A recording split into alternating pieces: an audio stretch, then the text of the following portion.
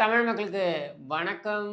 பவள விழா பாப்பா, கழல போவது ஒன் டோப்பா அப்படின்னு நம்ம ஏற்கனவே ஒரு வீடியோ போட்டிருந்தோம். அதை ஒட்டி தான் பார்த்தீங்கன்னாக்கா, விஜயுடைய இன்றைய காஞ்சிபுரம் அதில அவர் நடத்திய கூட்டம்.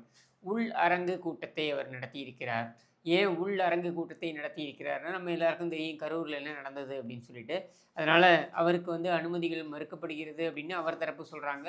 அரசாங்கம் தரப்பு என்ன சொல்றாங்கன்னா, இல்ல இவர் சரியான விதிமுறைகளை பின்பற்றுவதில்லை அப்படின்னு அவங்க சொல்கிறாங்க. இந்த அக்கப்போர் நீதிமன்றத்தில் நடந்துகிட்டு இருக்கு. இது ஒரு பக்கம் நடந்துகிட்டு இருக்கும் பொழுது கூட, விஜய் இன்றைக்கு காஞ்சிபுரத்திற்கு வருகை தந்து அந்த மக்களை அங்கே இருக்கக்கூடிய மக்களை சந்தித்திருக்கிறார். அதற்காக பார்த்தீங்கன்னா, முன்னாடியே முன்னேற்பாடுகளாக தட்டிகள் எல்லாம் போட்டு, வேற யாரும் உள்ள நுழைஞ்சிடக்கூடாது அப்படின்றதுக்கு நிறைய அங்கே முன்னெச்சரிக்கை நடவடிக்கைகள்லாம் எடுத்தாங்க. அது மட்டும் இல்லாம, வெறும் 2000 பேர் தான் உள்ளே வர முடியும். அந்த அரங்கத்திற்குள்ள வர முடியும்னு சொல்லப்பட்டதுன்னு நெனைக்கிறேன்.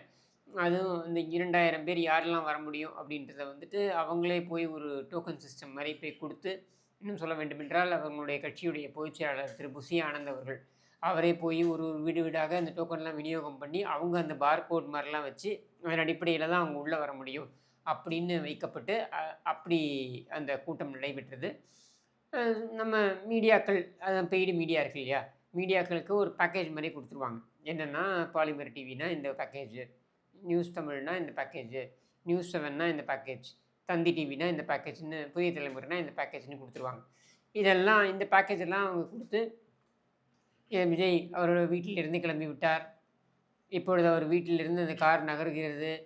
அது பார்த்தீங்கன்னாக்கா, ஸ்பீட் பிரேக்கரை தாண்டி செல்கிறது. இப்பொழுது இன்னொரு ஸ்பீட் பிரேக்கர் வருகிறது. அதையும் தாண்டி செல்கிறது. குலுங்காமல் செல்கிறது கார். இப்படின்லாம் லைவ் கமெண்ட்ரி குடுத்து, அது காஞ்சிபுரத்துக்கு போய் காஞ்சிபுரத்தில அவர் பேசக்கூடிய அந்த நிகழ்வு. அதில கிட்டத்தட்ட 26 நிமிடங்கள் அவர் பேசியிருக்கிறார்ன்னு நெனைக்கிறேன். அவர் பேச ஆரம்பிக்கும் பொழுது, காஞ்சிபுரத்தின் காஞ்சிபுரத்தில இருக்கக்கூடிய பிரச்சனைகள், அதையெல்லாம் குறிப்பிட்டு பேசியிருக்கிறார். முக்கியமாக மணல் கொள்ளையை பற்றி அவர் பேசியிருக்கிறார். கிட்டத்தட்ட 4000 கோடிகள், 4000 சொச்சம் கோடிகள் மணல் கொள்ளை திருட்டு நடந்திருக்கிறது காஞ்சிபுரத்தில். அதை சுற்றி இருக்கக்கூடிய பகுதிகள் அப்படின்னு சொல்லிட்டு அதை குறிப்பிட்டிருக்கிறார். அது மட்டும் இல்லாம அது மேல வழக்கு இருக்கு அப்படின்னு சொல்லிட்டு.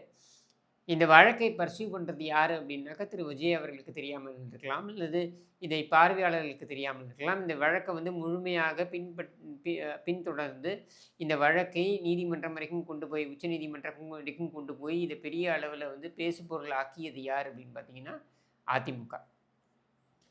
இதில கண்டிப்பாக துரைமுருகன், நம்ம காட்பாடி கொள்ளையன் துரைமுருகன் சிக்குவது உறுதி. அப்போ அதத்தான் அவர் மேற்கோள் காண்பித்து பேசுறாரு. அது மட்டும் இல்லாம ஏவா வேலு, திருவண்ணாமலை ஏவா வேலுவும் இதில் சிக்குவது உறுதி அப்படின்றத நம்ம ஏற்கனவே சொல்லி வரோம். அதன் அடிப்படையில தான் அவரும் பேசுறாரு.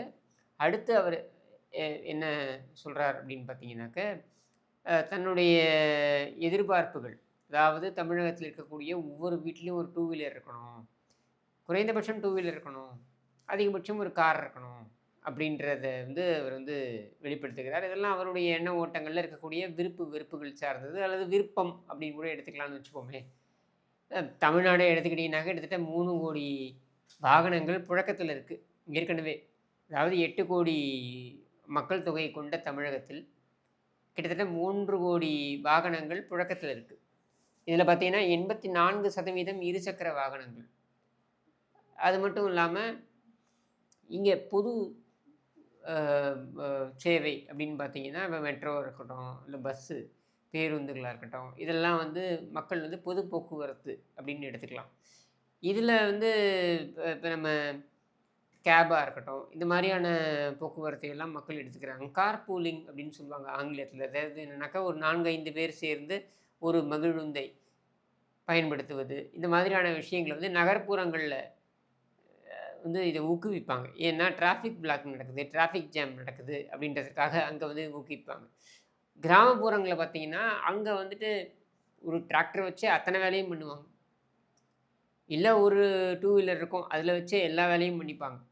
அந்த மாதிரி தான் அங்கெல்லாம் இருக்கு. ஸோ, எதை மனதில் வைத்து அவர் சொல்கிறார் அப்படின்றது நமக்கு தெரியாது. ஆனால் அவருடைய எதிர்பார்ப்பு என்னன்னாக்கா, ஒவ்வொரு குடும்பமும் பொருளாதார ரீதியாக மேம்பட்டு இருக்க வேண்டும் அப்படின்ற ஒரு உயர்ந்த நோக்கத்தை தான் அவர் வெளிப்படுத்துகிறார் அப்படின்னு நம்ம எடுத்துக்கலாம்.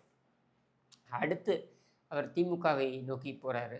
இதில் முக்கியமாக நம்ம பார்க்க வேண்டியது என்னன்னாக்கா, திமுகவிடம் சொல்றார். நாங்க எவ்வளவு நம்பிக்கையை வைத்து உங்களுக்கு ஓட்டு போட்டோம். அப்படின்றத தான் வந்து அவர் பொருள் அந்த பொருள்பட அவர் பேசுறாரு. இதைத்தான் நான் ஆரம்பத்துலேருந்து சொல்லிக்கிட்டு இருக்கேன். நீங்க தான்ப்பா திமுக வேணும் அப்படின்னு ஓட்டு போட்டீங்க. அதை அன்றைக்கு ஆதவ அர்ஜுனாவே பார்த்தீங்கன்னாக்கா, அந்த பொதுக்குழு கூட்டம் நடந்தது பாருங்க. அந்த கூட்டத்திலேயே ஆதவ அர்ஜுனா பிரகடனப்படுத்தினார். என்ன சொன்னார்னாக்கா, அவர் வந்து சிகப்பு, கருப்பு நிறம் கொண்ட சைக்கிளில் சென்றார். அந்த சைக்கிளில் சென்று அவர் வந்து உங்களுக்காக ஆதரவு தெரிவித்தார். அந்த நன்றி விசுவாசம் கூட உங்களுக்கு இல்லை அப்படின்னு சொல்லிட்டு. இதைத்தான் இன்றைக்கு விஜயும் பிரதிபலித்திருக்கிறார். எங்களை பார்த்து தற்கூறின்னு சொல்றீங்களே, இந்த தற்கூறிகளோட வாக்குகளை பெற்றுதானே நீங்கள் ஆட்சியில் வந்து உட்கார்ந்துருக்கீங்க அப்படின்னு சொல்லிட்டு. நன்றி மறப்பது என்பது திமுகவுடைய டிஎன்ஏ. திமுகவுடைய ரத்தத்தில் அது ஊறி இருக்கக்கூடிய ஒரு விஷயம். இல்லைன்னா கருணாநிதியை கொண்டு வந்து முதலமைச்சராக அழகு பார்த்த எம்ஜிஆர் அவர்களுக்கே அந்த ஒரு துரோகத்தை அவர்கள் செய்வார்களா? அது இவர்கள் காலங்காலமாக செய்யக்கூடிய விஷயம். ஆனால் இங்கே நம்ம பார்க்க வேண்டியது என்னன்னா, விஜய் சொல்லக்கூடிய விஷயத்தை கூர்ந்து கவனிக்க வேண்டும். விஜய் என்ன சொல்றாரு? நீங்கள் யாரை தற்குறிகள் என்று சொல்கிறீர்களோ, அவர்கள்தான் உங்களுக்கு ஓட்டு போட்டார்கள். அன்னைக்கு மட்டும் இனிச்சுதா? அன்னைக்கு மட்டும் எங்களோட ஓட்டுகள் உங்களுக்கு தேவைப்பட்டதா? அப்படின்னு சொல்லிட்டு. இதில் தான் எல்லாமே ஒளிந்திருக்கிறது. தமிழக அரசியலுடைய அந்த பாதை எப்படி செல்லப் போகிறது 2026 என்பதற்கு ஒரு மிகப்பெரிய ஒரு சிக்னல், சமிக்ஞையை விஜய் காண்பித்திருக்கிறார். திமுகவிற்கு வாக்களித்த நபர்கள் இன்றைக்கு பின்வாங்குகிறார்கள். திமுக மீது எதிர்பார்ப்புகளை வைத்து வாக்களித்த நபர்கள் இன்றைக்கு பின்வாங்கி விஜய்க்கு வாக்களிக்கவிருக்கிறார்கள் அப்படின்றதைத்தான் விஜய் வந்து மேற்கோள் காண்பிக்கிறார். அவர்கள் விஜய்க்கு வாக்களிக்கப் போகிறார்களா? அப்படி விஜய்க்கு வாக்களிக்கப் போகிறார்கள் என்றால் விஜய் 234 தொகுதிகளிலும் நிற்க முடியுமா? நிற்க முடியாது அப்படின்ற சூழலில் அங்கங்கே இவங்க போட போகின்ற அந்த வேட்பாளர்கள், அந்த வேட்பாளர்களுக்கு அந்த முகத்திற்கு இருக்கக்கூடிய முக்கியத்துவம் என்பதை பார்த்து மக்கள் வாக்களிப்பார்களா? இல்லது விஜயே இங்கெல்லாம் நிற்கிறார், இப்போ சொல்லி ஜெயலலிதா சொல்லுவாங்க இல்லையா, 234 தொகுதியிலும் நான் தான் நிற்கிறேன் என்று நினைத்து வாக்களியுங்கள்ன்ட்டு, அப்படி வாக்களிப்பதற்கு மக்கள் முன் வருவார்களா? அதற்கான அந்த கட்சி கட்டமைப்பு என்பது அவர்களுக்கு இருக்கிறதா? இப்படின்ற கேள்விலாம் இருக்கு இல்லையா? இந்த கேள்விகளுக்கான விடை எப்போ தெரிய வரும் அப்படின்னா, இந்த 2 மாதங்களில், அதாவது டிசம்பர், ஜனவரி இந்த மாதங்களில் தெரிய வரும். ஏன் தெரியுமா? இந்த எஸ்ஐஆர் இன்றைக்கு நடந்து கொண்டிருக்கின்ற தீவிர அந்த வாக்காளர் சரிபார்க்கும் அந்த நடவடிக்கை இருக்குது பாருங்கள். அந்த வாக்காளர் திருத்த நடவடிக்கை அப்படின்ற அந்த எஸ்ஐஆர் அப்படின்றதற்கு எவ்வளவு பிஎல்ஏஸ்னால் பூத் லெவல் ஏஜென்ட். ஏனென்றால் விஜய் வந்து கோவையில் பூத் லெவல் ஏஜென்ட்டோடைய மாநாட்டையே நடத்தினார். அப்படி மாநாட்டையே நடத்தியவர் எத்தனை பூத் லெவல் ஏஜென்ட் இங்கே பார்த்தீங்கன்னா, கிட்டத்தட்ட 50 ஆண்டுகள் பழமை வாய்ந்த கட்சியாக இருக்கக்கூடிய அதிமுகவுடைய பூத் லெவல் ஏஜென்ட்டுகளே இங்கே வரல, அங்கே வரலன்னு குற்றச்சாட்டுகள் வருது. அடுத்து அதிமுக, திமுக பூத் லெவல் ஏஜென்ட்டுகள் சண்டை போட்டுக்கிறாங்க. பிஎல்ஓன்னா என்ன? பூத் லெவல் ஆஃபீஸர், அரசு அதிகாரி. அந்த அரசு அதிகாரியோடைய இந்த திமுக ஆட்கள் சென்று அங்கே அடாவடியில் ஈடுபடுகிறார்கள் அப்படின்னு சொல்லிட்டு அதிமுக குற்றம் சாட்டி இவங்க அடிச்சுக்கிறாங்க. இப்படியெல்லாம் இங்கே ஒரு தொகுதியிலும் நடந்து கொண்டிருக்கிறது. தாவேகாவுடைய பூத் லெவல் ஏஜென்ட் எங்கே அப்படின்ற கேள்வி வருகிறது. இல்லை அப்படின்றது தான் பதில். இது வந்து தாவேகாவை சிறுமைப்படுத்துவதற்காக நான் சொல்லலை. அவங்களுக்கு இன்னும் எதிர்காலம் இருக்குது. அவங்களுடைய தலைவருக்கு இன்னும் மிகப்பெரிய எதிர்காலம் இருக்குது. அவங்க கண்டிப்பாக வந்து அவங்களை மெருகேற்றி கொள்ளலாம். அவங்க மிகப்பெரிய அளவுக்கு வரலாம். அதெல்லாம் வேறு விஷயம். இன்றைக்கு அதாவது 2026 ஏப்ரலில் தேர்தல் வந்துட போகுது. தடுக்கி விழுந்தால் தேர்தல் வந்துட போகுது. அப்படி தேர்தல் வரப்போகின்ற அந்த சூழலில் இவங்க அதுக்கு தயாராக இருக்கிறார்களா என்றால், உண்மை என்ன தெரியுமா? பட்டவர்த்தனமாக போட்டு உடைக்கிறேன். உண்மை தாவேகா கட்டமைப்பு என்பது தேர்தலுக்கு தயாராக இல்லை. விஜய் தயாராக இருக்கிறார். விஜயுடைய ஆதரவாளர்கள் தயாராக இருக்கிறார்கள். விஜய்க்கு வாக்களிக்க வேண்டும் என்று அவருடைய ஆதர்ச ரசிகர்கள், அவருடைய ஆதரவாளர்கள் அவர்களும் தயாராக இருக்கிறார்கள். அதில் மாற்று கருத்தே இல்லை. ஆனால் கட்டமைப்பு தயாராக இருக்கிறதா? ஏனென்றால் நீங்கள் என்ன சொல்கிறீங்க? கடைசியில் முடிக்கும்பொழுது, இந்த கூட்டத்தை முடிக்கும்பொழுது என்ன சொல்கிறீங்க? இங்கே போட்டி யாருக்கும் யாருக்கும் அப்படின்னு கேட்குறீங்க. திமுக, தாவேகா அப்படின்னு நீங்கள் சொல்கிறீங்க. இப்போ திமுகவுக்கும் தாவேகாவுக்கும் போட்டி இருந்தால் உங்கள் பிஎல்ஏக்கள் வந்து மல்லு கட்டியிருக்கணுமே திமுகவோட. யாரையுமே காணுமே. ஏன் மல்லு கட்ட முடியல? ஏன்னா ஆட்கள் இல்லை. போடுவது கஷ்டம், சிரமம். இதை நான் திரும்பியும் சொல்கிறேன். இதை வந்து விஜயுடைய கட்சியை சிறுமைப்படுத்துறதுக்காக நான் சொல்லலை. இது உண்மை. அப்போ இந்த உண்மை நிலவரத்தை விஜயும் புரிந்து வைத்திருப்பார். ஏன்னா விஜய் அரசியலுக்குள் வந்து விட்டார். முழு அரசியல்வாதியாக ஆகலைனாலும் ஒரு பாதி அரசியல்வாதியாவது அவர் ஆகியிருப்பார். ஏன்னா அரசியல் பாடங்கள் உங்களுக்கு, அதாவது அரசியலுக்குள் வரும்பொழுது உங்களுக்கு நிறைய பாடங்கள் வந்துக்கிட்டே இருக்கும். உதாரணத்திற்கு கரூர் விவகாரத்தை எடுத்துப்போமே, மிகப்பெரிய பாடம். ஓ, அரசியலில் இப்படிலாம் கூட நடந்துக்கலாமா, அரசியலில் இப்படிலாம் கூட செய்யலாமா அப்படின்னு அவருக்கே புரிஞ்சிருக்கும். ஸோ இந்த மாதிரி ஒவ்வொரு படிப்பினைகள், அதாவது ஒவ்வொரு பிரச்சனைகளை எதிர்கொள்ளும் பொழுதும், ஒவ்வொரு சவால்களை எதிர்கொள்ளும் பொழுதும் நமக்கு படிப்பினையாக அது மாறும். அதனால தான் செல்வி ஜெயலலிதா சொல்லுவாங்க, எப்பவுமே பார்த்தீங்கன்னா ஒரு கூட்டத்தில் பேசும்போது சொல்லுவாங்க, எனக்கு எதிராக வைக்கப்பட்டிருக்கின்ற ஒவ்வொரு தடை கற்களையும் நான் என்னுடைய வெற்றிக்கான படிக்கற்களாக மாற்றக்கூடிய திறமையை வளர்த்து கொண்டேன் அப்படின்னு சொல்லுவாங்க. அதாவது தன்னை தடுக்க வேண்டும் என்று போடப்பட்ட தடை கற்கள், அது ஒவ்வொன்றையும் வெற்றிக்கான படிக்கற்களாக மாற்றக்கூடிய திறமையை நான் வளர்த்து கொண்டேன். அப்படின்னா என்னென்னா, சவால்களை நமக்கு ஃபேவராக மாற்றுறது, பிரச்சனைகளை நமக்கு ஃபேவராக மாற்றுறது, பிரச்சனையை உருவாக்குவோம். அதுதான் எதிர்கட்சியுடைய வேலை. திமுககாரனுடைய வேலை பிரச்சனையை உருவாக்குவது. அப்போ அப்படி பிரச்சனையை உருவாக்கும் பொழுது அந்த பிரச்சனையை உனக்கு ஆதரவாக நீ எப்படி மாற்றுற, உனக்கு சாதகமாக நீ எப்படி மாற்றுற, இதுதான் அரசியல் ஒளிந்திருக்கிறது. சட்டப்பேரவையில் தாக்கினார்கள், செல்வி ஜெயலலிதா அவர்களை தாக்கினார்கள், அவமானப்படுத்தினார்கள். அவருடைய நோக்கம் இதோட அந்த பொம்பளை அரசியலை விட்டு ஓடி போயிடணும். சட்டமன்றம் சும்மா நினச்சிக்கிட்டியா, நாங்கள்லாம் சேர்ந்தோன்னா அவனுக்கு காலி பண்ணுவோன்னு. அதை அப்படியே மாற்றினாங்க. எப்படி மாற்றினாங்க? தலைவிரி கோலத்தோட வெளில போனாங்க. வெளில போய் என்ன சொன்னாங்க? நான் முதலமைச்சராகத்தான் மீண்டும் இந்த சட்டமன்றத்திற்குள் வருவேன் என்று சவால் விட்டார். அப்போது அவர்களுக்கு கொடுக்கப்பட்ட ஒரு தடைக்கல்னு வச்சுப்போமே, இந்த தடைக்கல் என்பதனை அவருடைய வெற்றிக்கான படிக்கல்லாக மாற்றிக்கொண்டார். அப்போ நான் சொல்கிறேன், நான் முதலமைச்சராக தான் இந்த சட்டமன்றத்துக்குள்ள வருவேன். என்ன நீ அவமானப்படுத்துறியா, ஏன் புடவை பிடிச்சி இழுக்கிறியா, என்ன நீ மானபங்கப்படுத்துறியா சட்டமன்றத்துக்குள்ளே, நான் ஓடி போயிடுவேன் நீ நினச்சிட்ட. இல்லை, நான் சட்டமன்றத்துக்குள்ளே முதலமைச்சராக வருவேன்னு சொல்கிறாங்க இல்லையா. அப்போ தனக்கு வைக்கப்பட்ட அந்த தடைக்கல்லை வெற்றிக்கான படிக்கல்லாக அவர் மாற்றுகிறார். இது மாதிரி ஒவ்வொரு முறையும் அவர் மீது வழக்குகள் போடப்பட்டது.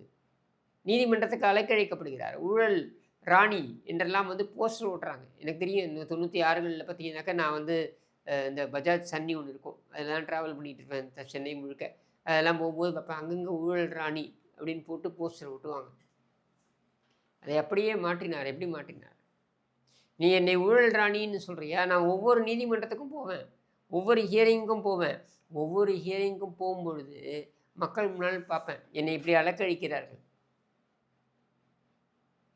என்னை நீங்கள் ஆட்சியிலேருந்து அகற்றிட்டீங்க, ஏன்னா நீங்கள் எனக்கு தண்டனையையும் கொடுத்துட்டீங்க அரசியல் ரீதியாக, ஆனால் இவர்கள் விடுவதாக இல்லை, என்னை எப்படியெல்லாம் பழி வாங்குகிறார்கள் பாருங்கள் அப்படின்னு சொல்லிட்டு. அதுலேயும் பார்த்தீங்கன்னாக்கா இவ்வளவு நகைகளை போட்டு கொண்டு இருந்தார் செல்வி ஜெயலலிதா அப்படின்னு இவங்க போஸ்டர் போட்டு அடித்து விட்டுனாங்க எல்லா இடத்துலையும். இவர் ஒவ்வொரு முறை நீதிமன்றத்துக்கு போகும்பொழுது, ஏன்னா அவர் மேலே 56 வழக்குகள் போட்டாங்க, 12 தனி நீதிமன்றங்கள். அப்போ 56 வழக்குகள், 12 தனி நீதிமன்றங்கள். அது தனி நீதிமன்றங்கள் கூட கிடையாது, சிறப்பு நீதிமன்றங்கள், கூடுதல் நீதிமன்றங்கள், எப்படி வேணாலும் சொல்லிக்கலாம், அடிஷ்னல் ஸ்பெஷல் கோர்ட்னு சொல்லிக்கலாம். இதுக்கெல்லாம் போகும்பொழுது ஒரு குந்துமணி நகை கூட இல்லாமல் படியில் ஏறி போயிட்டு திரும்பி இறங்கி வந்து சொல்லுவாங்க, இது பாருங்க என்னை எப்படிலாம் நடத்துகிறாங்க பாருங்க அப்படின்ட்டு மக்கள் பார்த்து கொண்டு இருந்தார்கள். எந்த மக்கள் இவ்வளோ நகையை போட்டுட்ருக்கு, நம்மக்கிட்ட ஒன்றுமே இல்லை, இது இவ்வளோ நகையை போட்டுட்ருக்கே அப்படின்னு சொல்லக்கூடியவர்கள் கூட அப்படியே மாறினார்கள். பார்த்தாங்க, ஏப்பா அந்த அம்மா அப்படி அலக்கழிக்கிறாங்க, இப்படி அலைய விடுறாங்களே அப்படின்னு சொல்லிட்டு. அதுதான் ஒரு அரசியல்வாதி தனக்கு வைக்கப்படுகின்ற சவால்களை தனக்கு ஆதரவாக மாற்றக்கூடிய அந்த திறமை. அதை விஜய் பெற வேண்டும். நீ 30 அடியில் கேட்டை வச்சுக்கிட்டு வீட்டுக்குள்ளே உட்காந்துருக்கிறதுன்றது தப்புன்னு நான் சொல்ல மாட்டேன். அது உங்களுடைய ப்ரைவசி, அது நான் தப்புன்னு சொல்ல மாட்டேன். ஆனால் எப்பொழுது மக்கள் முன்னால் வந்து உங்களுடைய சவால்களை, அதாவது உங்களுக்கு வைக்கப்படுகின்ற சவால்களை துணிச்சலாக நீங்கள் பேசுகிறீங்களோ, அதை எதிர்கொண்டு பேசுகிறீங்களோ, அன்னைக்கு தான் மக்கள் உங்கள் மீது கரிசன பார்வையை வைப்பார்கள். இப்போ இன்னைக்கு கூட நீங்கள் பேசியிருக்கீங்க, 26 நிமிடங்கள் பேசியிருக்கீங்க.